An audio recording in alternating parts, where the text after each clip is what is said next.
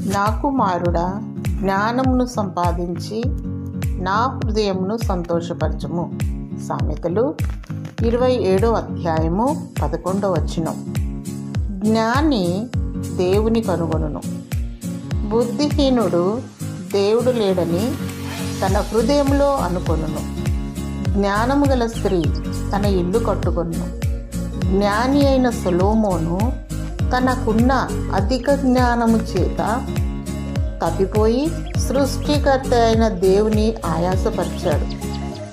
నిజమైన జ్ఞానము దేవుని దృష్టిలో ఏదనగా జీవమును కనుగొనవాడే జ్ఞానవంతుడు. దేవునికి సమీపంగా దేవుని వెంబడించువాడే జ్ఞానవంతుడు. దేవుని సంతోషపెట్టే జ్ఞానమే దైవికమైన జ్ఞానము.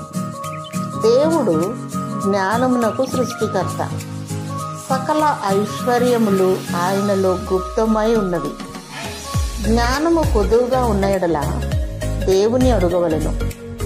జ్ఞానమును సంపాదించుకొని దేవుని సంతోషపరచు, మహిమపరచు.